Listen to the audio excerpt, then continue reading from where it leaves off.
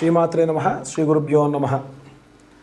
తదుపరి ధనుస్సు రాశి 2025 ఆంగ్ల నూతన సంవత్సరం జనవరి మాసం నందు ధనుస్సు రాశి వారికి ఎలా ఉందో ఇప్పుడు మనం తెలుసుకుందాం. ధనుస్సు రాశి వారికి ప్రతి నెల ప్రత్యేకమే. ఎందుకంటే ధనుస్సు రాశి వారికి ప్రోత్సాహకరమైనటువంటి వాతావరణం చోటు చేసుకుంటూనే ఉంటుంది. ఇంకొక ఉదాహరణ చెప్తే బాగా పట్టుకోగలరు అందరూ కూడా.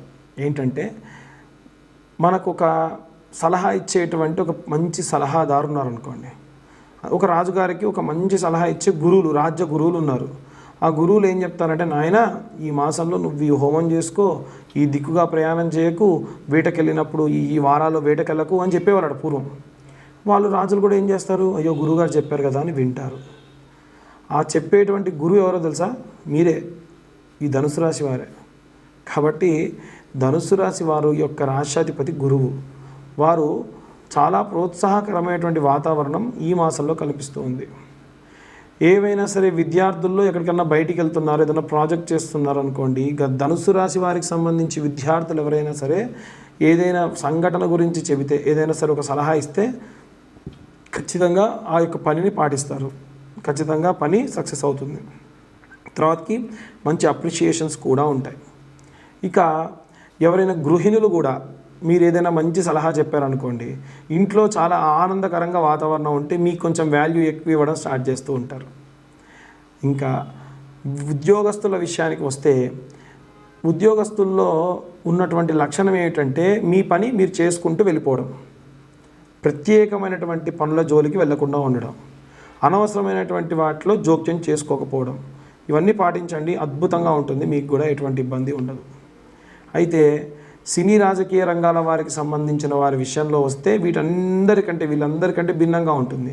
ఎందుకు అంటే జోక్యం చేసుకోకుండా ఉంటే కుదరదు, చెప్పిన పని చెప్పినట్టే చేసుకుంటూ పోతే బాగోదు.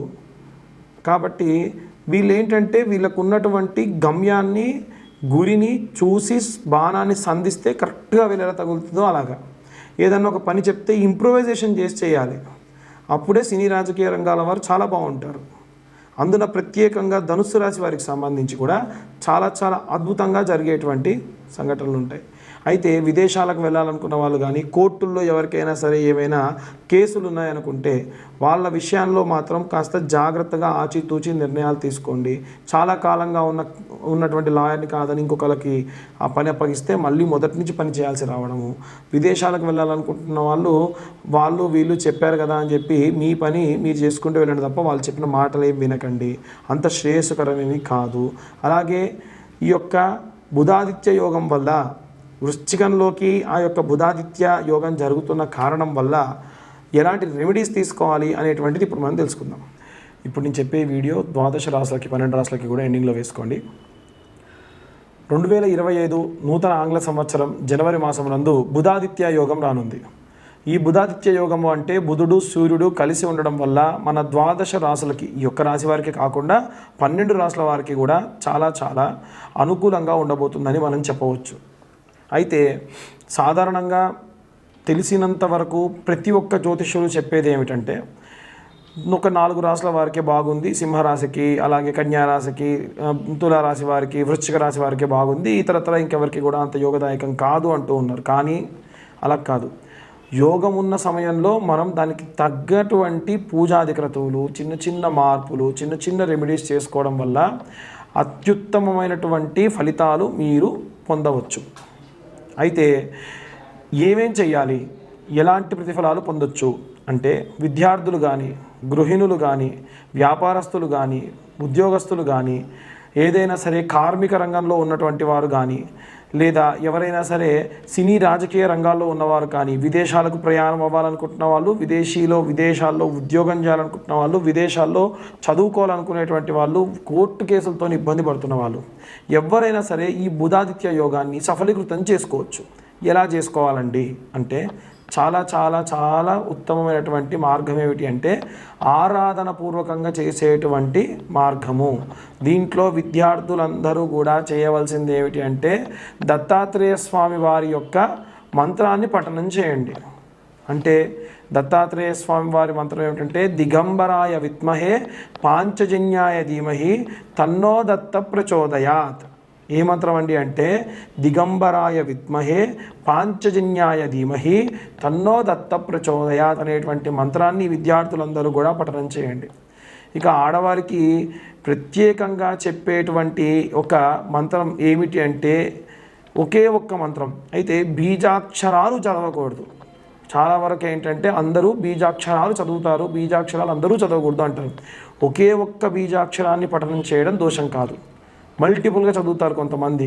ఉదాహరణకు క్లాం ఓం క్రాం క్రీం క్రౌం సహ క్లీం హ్రీం శ్రీం ఇలా 3-4 అక్షరాలు బీజాక్షరాలు కలిపి చదవడం అనేటువంటి కొంతమందే చేయాలి. కొన్ని నియమనిష్టలు ఉన్నాయి.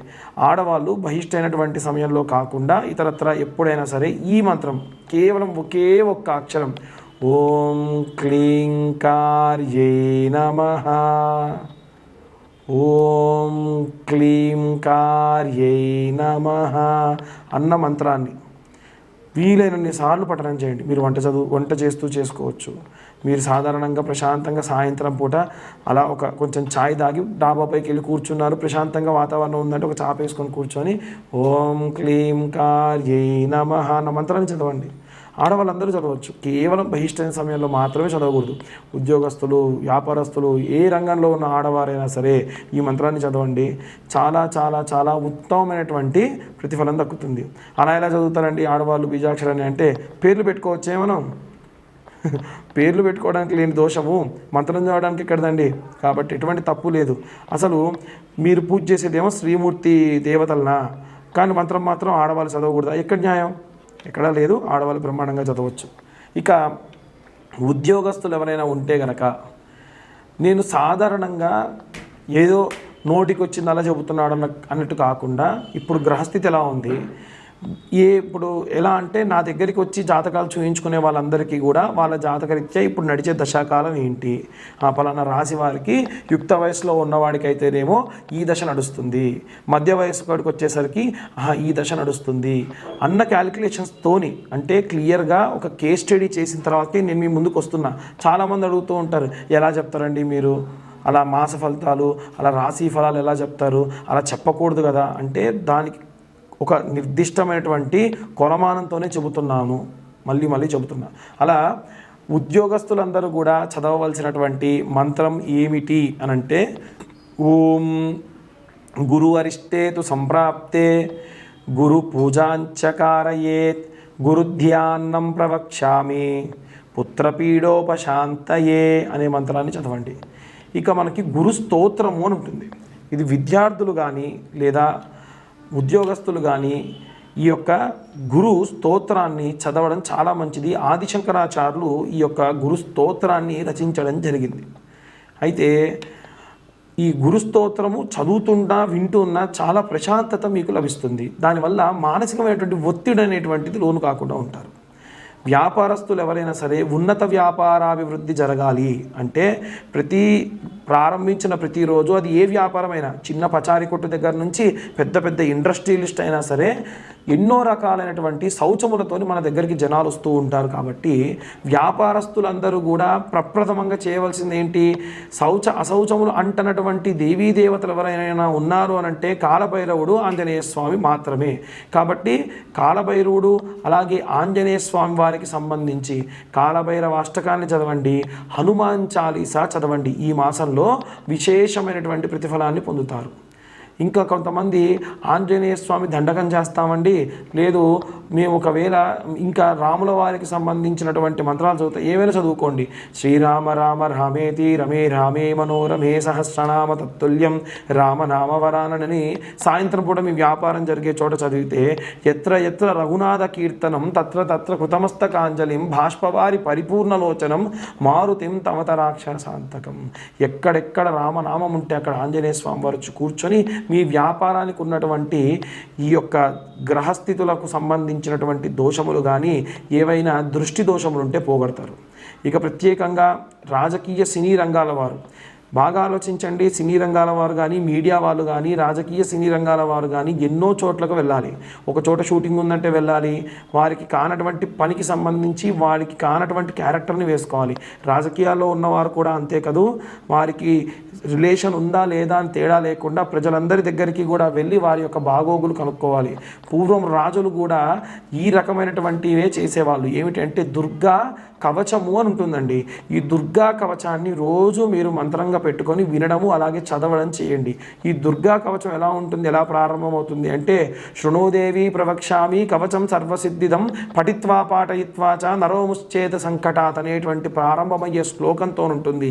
ఈ కవచాన్ని చదివి రోజు కూడా మీరు బయటికి వెళ్ళేప్పుడు ఒక రుద్రాక్షకు సంబంధించినటువంటి ఇలా ఏదైనా బ్యాండ్ కానీ లేకుంటే ఏదో ఒక కంకణం, ఒక దారంతో ఉన్న కంకణాన్ని కట్టుకోండి.